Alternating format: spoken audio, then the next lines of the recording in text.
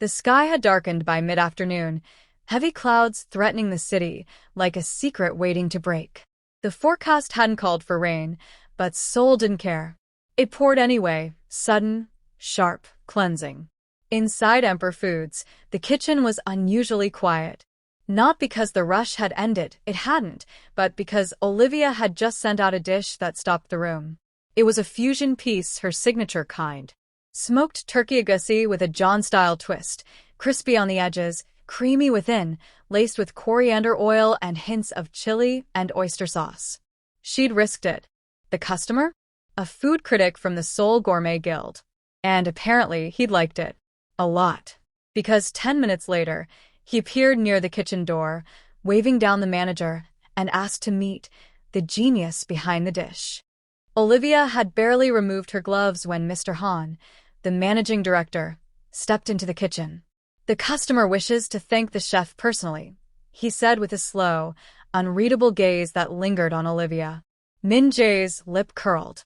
Olivia wiped her hands and bowed respectfully. "Yes, Sejangnam." Out on the restaurant floor, warm lights cast soft shadows across plush seating. The critic, a well-dressed Korean man in his 40s with a small frame and lively eyes, stood to greet her. "You must be Olivia SSI," he said in perfect English. "The African chef who made a storm in my mouth." Olivia laughed, startled. "I'm flattered," she replied. He took her hand gently but firmly. "Park Soo-jin," he said. "I write for the guild. This is the first time I've had Nigerian-Korean fusion that didn't feel confused." Olivia smiled. "I try not to confuse anyone, except the haters." He chuckled. "Have dinner with me sometime," he said suddenly. "Let's talk food. Collaborate, maybe." She blinked. "Excuse me?" "Not a date," he added quickly. "I'm married. But I know a rising star when I taste one. You're special, Olivia." Her chest fluttered. Not romantically. Professionally. This was what she'd worked for, long hours, insults, sweat, the daily bone-deep exhaustion. Someone finally saw it. Named it. "I'll think about it," she said, bowing politely. He smiled. "Think fast." "I move quickly." Back at the apartment, her stranger was organizing the spice shelf, alphabetically, if she wasn't mistaken. When she walked in, soaked from the drizzle, he looked up and smiled. "How was work?" "Insane," she said, peeling off her coat. "I got called out by a food critic." His eyes widened. "Good called out." "Yeah." "You're amazing," he said immediately, voice full of genuine pride. She laughed softly. "You haven't even tried today's dish." "I don't need to. I trust your hands." That made her pause. A quiet fell between them. He moved back to the spice rack. "So," she said after a moment, "I may have gotten an offer. A collaboration. That's huge, right? Potentially. Could help me go independent someday. Or get a longer visa." He turned to face her. "Are you going to do it?" "I don't know yet." He hesitated. "Will it take you away?" She raised an eyebrow. "Away from where?" "Here." She didn't answer. Instead, she walked past him, straight into the kitchen and opened the fridge, which now hummed properly. He'd finally learned not to unplug appliances that made scary noises. From behind her, he said, "I'm proud of you." She paused with her hand on a bottle of malt drink. The words were soft, sincere. She wasn't used to hearing them. "Thanks," she murmured. Then, quieter. "But don't say things like that if you're going to disappear someday." He said nothing, but the silence between them had changed. The next day brought more surprises. The stranger had started learning Korean from a language app. Olivia walked in and caught him reciting phrases with near-perfect pronunciation. "Your accent is too good," she said, watching him suspiciously. "I'm a fast learner," he replied, a bit too smoothly. "Or you already knew Korean," she muttered. He shrugged. She didn't like that shrug. Not because it was rude, it wasn't, but because it held too much comfort. Like he was used to slipping past questions. Still, part of her liked watching him recite grocery items in Korean with exaggerated expressions.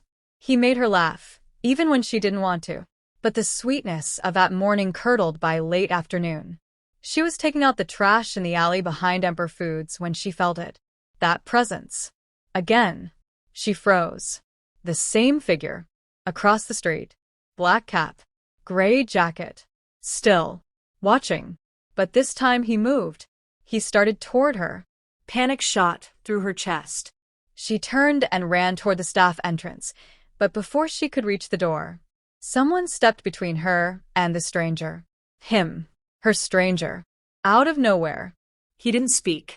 Didn't yell. Just stood, body stiff, arms slightly raised like a trained barrier. The man across the street froze, then turned, and walked away. Olivia stood there, panting. Her stranger turned slowly. Are you okay? How did you get here so fast? I was nearby, he said. I had a feeling. A feeling. Like I needed to check on you. You were supposed to be at home. I couldn't focus. She stared at him, then at the empty street, then back at him. You didn't even hesitate, she whispered. He looked away. I don't know what came over me. It felt familiar. Like instinct. She took a shaky breath. You know how to defend people. I think so. She stepped forward. Close. Closer than they'd stood in days. Are you dangerous? He didn't move. Not to you. Then, with a kind of rawness that made her chest ache, he said, I don't know who I am, Olivia. But I know who I am with you. I feel safe. Useful. Human. She opened her mouth to speak, but before she could, the alley door banged open. Chef Min-jae. His eyes narrowed when he saw them standing close. Who's this? He barked in Korean. Olivia stepped back instantly. A friend. He shouldn't be back here, Min-jae growled. He's leaving. Min-jae sneered. You'll get fired for bringing lovers to work. He's not she started, then stopped. Her stranger looked down. I'll go, he said softly. I'm sorry. Min-jae snorted and went back inside. She turned to her stranger. Why did you come? You were in danger. You don't know that. I felt it. I feel things before they happen sometimes. She blinked. That's not normal. He looked almost ashamed. I know. That night, they didn't speak much. She cooked quietly. He offered to help, and she waved him off. But as she plated their food, simple okra stew and sticky rice, he finally broke the silence. I know this is temporary. I know you didn't ask for any of this. She didn't look up. But I want to help. Protect you. Be useful. Even if I'm nothing. You're not nothing, she said, too quickly. He stared at her. You're not, she said again, more firmly. I don't let nothing people share my floor mat, ruin my spices, or see me without makeup. He smiled faintly. So I'm special? You're still annoying, she replied, hiding her smile. But yes, a little. She sat. He sat beside her. Their hands brushed. Neither pulled away. Later that night, when she thought he was asleep, she sat by the window again, watching the quiet street. But tonight, the shadow was gone. And in its place, uncertainty. About the man in her home. About the way he'd moved today. About the feelings now blooming in the cracks of exhaustion and fear. Olivia had left Nigeria to find a future. She didn't know that the mystery walking beside her might change it completely. Olivia dreamed of fire. Not just any fire, but a kitchen blaze, loud and chaotic. Her pan sizzling with scalding oil. Her sleeves catching heat. She was running, yelling. Someone screamed her name. Not Olivia. Another name. One she didn't recognize. When she woke up, her heart was racing, and her stranger was already in the kitchen, trying to slice ginger with a butter knife.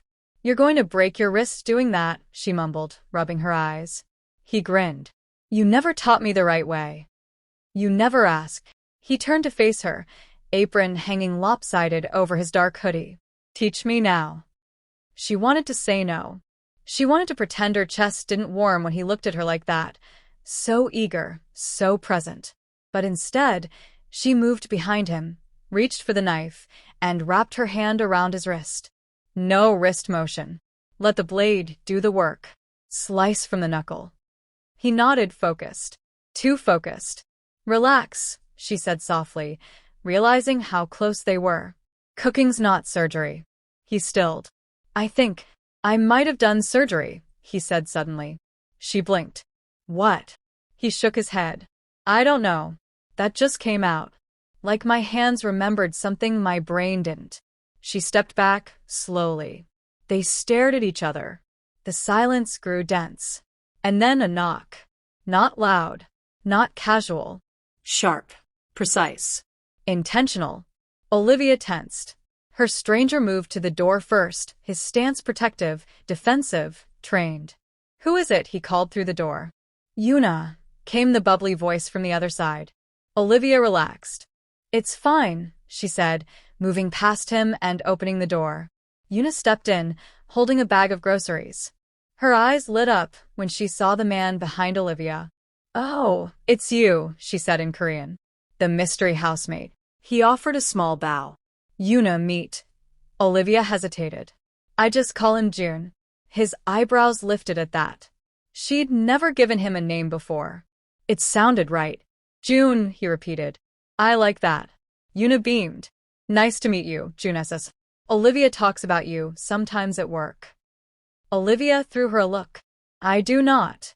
You do, Una teased, walking into the kitchen like she owned it. She says you're messy and useless and eat too much. She's not wrong, he said, grinning. Una giggled, then pulled out her surprise. Fresh bulgogi, thin-cut beef, marinated and ready. I brought food. Let's cook something together. Olivia blinked. You didn't have to, but I wanted to.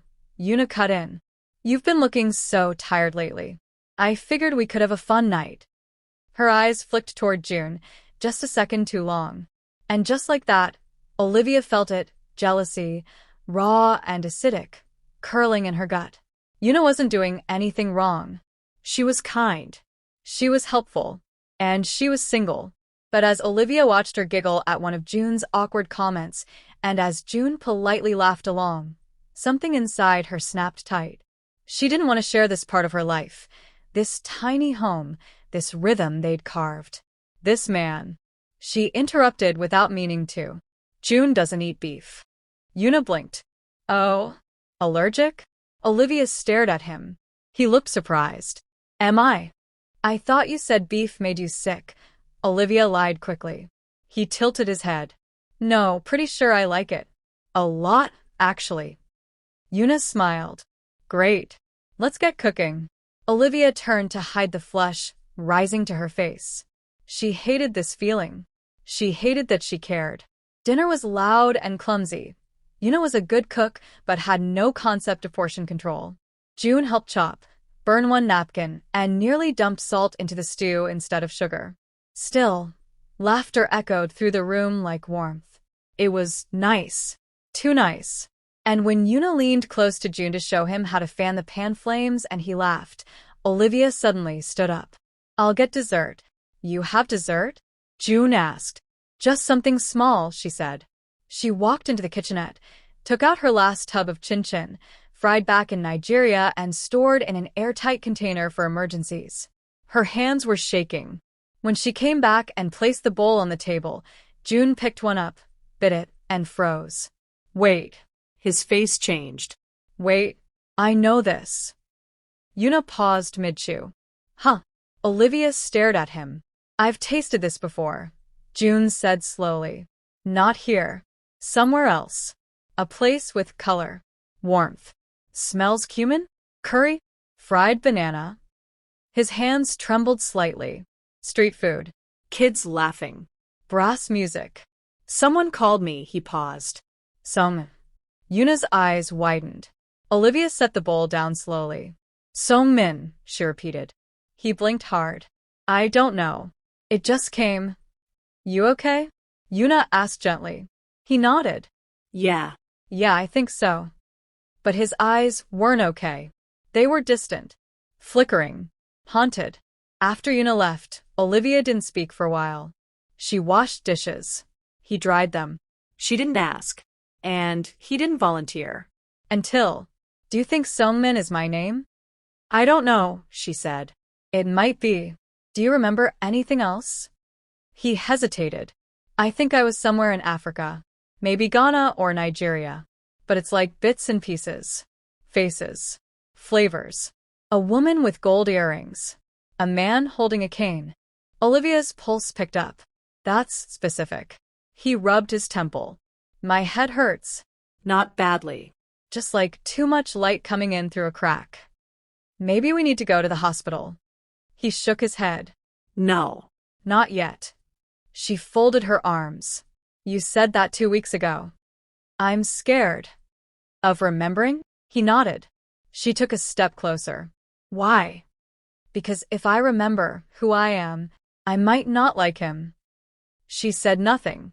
Then quietly she replied, I like who you are now. His eyes met hers. Heavy. Intimate. Charged. Do you? She hesitated. But then truth. Yes. He stepped closer. Their hands brushed. Again. He reached out slowly, like asking for permission. Fingertips touched cheek. Soft. Careful. Can I kiss you? He whispered. Olivia's heart thudded against her ribs. Her lips parted. But before she could answer, her phone rang. Loud. Crude. Real. She jumped. So, did he? It was work. She cleared her throat, stepped back, and turned to answer it. Yes? Yobasio. Mr. Han's voice came through, low and sharp. You've been invited to the Jeonju Culinary Festival next month. Your name's being noticed. Be ready. She swallowed. Yes, Sejangnam. When she hung up, she turned to June, but he'd already backed away. The moment had passed, but the weight of it still lingered in the air. That night, he lay on the mat. She lay on the bed. Neither spoke. Until, why did you name me June? He asked quietly. I don't know, she said. But she did. Because it was the name she always used when she imagined a quiet life. A warm kitchen. And someone waiting at the door. It started with the sound of breaking glass. A sudden crash in the middle of the night jolted Olivia awake. She sat up, heart hammering, eyes darting toward the kitchen. The lights were on. June stood there barefoot, surrounded by shards of a broken jar, the last of her dried Cameroon pepper scattered across the tiled floor like blood droplets. June, she called out. He didn't answer. He stood frozen, one hand clutching the edge of the counter, the other trembling at his side. She slid off the bed and stepped forward carefully. Hey, it's okay. It's just pepper. He looked at her, but his eyes were distant, like he was watching something only he could see. There was a voice, he murmured. In my head. A man shouting. In Korean. And another language, Nigerian maybe? Saying I failed. That people died. Olivia's chest tightened. What do you mean? I don't know. He pressed both hands to his temples. I was on a boat. Or a bridge. Soldiers. Something exploded. I felt heat on my face. She reached out. June. He stepped back from her touch. I'm not who you think I am, he said. You don't know who you are, she snapped back. Neither do I. So stop deciding for me. His breathing grew ragged. I'm scared I hurt people, he whispered. You haven't hurt me. He looked at her again. His eyes brimmed with something deeper than fear. I don't deserve this, he said. She swallowed hard. You don't get to decide what you deserve. Not alone. He collapsed onto the couch, head in his hands. Olivia sank beside him, reached for the broom, and began sweeping the glass without another word. He sat quietly, watching her in silence. And in that silence, something cracked wider. Not between them, but within him. A fracture. Memory had begun its return. And with it came guilt. The next morning he was gone. Not gone as in disappeared, but distant. He barely spoke. Sat at the window for hours. Didn't touch the tea she brewed, or the plantain puffs she made specially for him. Olivia didn't know how to reach him anymore. He'd become a different kind of stranger. Want to come walk me to the station? She asked softly, half-dressed for work. No, he said flatly. She blinked. Okay. Well, I'll be back around 8. No reply. She left, but her thoughts stayed behind with him. At Emperor Foods, things were changing again. Mr. Han was in a suspiciously good mood. I'm putting you on the Culinary Festival team, he said. You'll showcase your African-Korean fusion. Media will be there. VIP guests. Ambassadors. Olivia blinked. Me? Why not Chef Min-jae? He's not the one the customers ask for, Han replied dryly. Don't disappoint me. She bowed. Yes, said Jangnam. When she returned to her station, Yuna grabbed her arm. Girl, the festival? That's huge. You're becoming a celebrity. Olivia smiled weakly. Yeah. Yuna leaned in closer. You okay? You've been quiet. I think my housemate's remembering things. Yuna raised her brows. That's good, right? I don't know. I thought it would be. But it's like the more he remembers, the further away he feels. When she returned home that evening, the lights were off. June wasn't on the couch. She found him sitting on the balcony, his hoodie pulled low, hands wrapped around a hot bowl of tea. Hey, she said softly. Hey, he echoed. Want dinner? He shook his head. I saw something today, he murmured. In a news clip. Just for a second. A building, a symbol. I knew it. I don't know how, but I knew it. Her heart skipped. What did it mean? I think it was military. Or royal. I'm not sure. But I recognized it, like I used to walk those halls. She sat beside him, her heart tightening. June, she said, what if you were someone important? I'm scared I was someone cruel. You're not cruel. You don't know that. She turned to face him fully. I know who you are now. I know the man who watches over me when I'm scared. The one who fixed my fridge after electrocuting himself. The one who folds socks wrong but always gives me the bigger serving. He laughed weakly. She reached for his hand. And this time, he didn't pull away. They sat in silence, the wind brushing past them like a secret too old to speak aloud. That night, she found herself watching him more than sleeping. The scar behind his ear. The way he curled inward like he was protecting something invisible. When he stirred, she whispered, Are you awake? He nodded. Tell me something you remember. Anything. He exhaled. There was a garden. I used to sit there alone. No one approached unless I waved. There were guards. Guards? He nodded. Men in suits. But not normal bodyguards. They moved like shadows. Always watching. Olivia's breath caught. And then there was a woman, he continued. She wore navy blue. She called me. He stopped. What? Olivia asked. He swallowed. She called me, Your Highness. The room tilted. Olivia stood slowly, heart pounding. Say that again. I think I was a prince, he whispered. Silence exploded around them. He looked up at her. Are you scared of me now? She didn't move, but her world had already begun to shift. The next morning, she walked into work in a daze. She barely heard Chef Min-jae snarl at her. Barely reacted when Yuna brought her coffee. Barely noticed when a new order came through with extra Olivia sauce written in the notes. She was reeling. A prince. Her prince. No. Not hers. She couldn't afford to think that way. He didn't belong in her cramped apartment or her daily struggle. He belonged in marble halls and guarded rooms and dinners with dignitaries. She felt the distance expanding before he even left. But when she returned home that night, he was there. Not distant. Not withdrawn. Cooking. He'd made her spicy fish stew. It was terrible, of course, oversalted and clumsy. But the effort was there. She sat at the tiny table, looked at him, and asked the question she'd been avoiding. What happens if they come for you? He didn't pretend to misunderstand. I don't know, he said. But I know this. He reached across the table and touched her face. I don't care about thrones. I care about you. Her eyes blurred. You don't mean that. I do. If I'm a prince, then the first thing I'll do with that title is protect you. Her breath caught. Then, like lightning, he kissed her. Soft. Slow. Intentional. Not demanding. Not desperate. Just real. Her fingers curled into his shirt. And for one suspended second, the world outside fell away. When they broke apart, she didn't speak. Neither did he. They just held each other in a kitchen far too small for fairy tales. But outside their door, a black car parked silently across the street. Inside, a man in a suit held a tablet glowing with two faces. June. Olivia. He tapped the screen once and made a call. They're together, and he doesn't know who he is yet.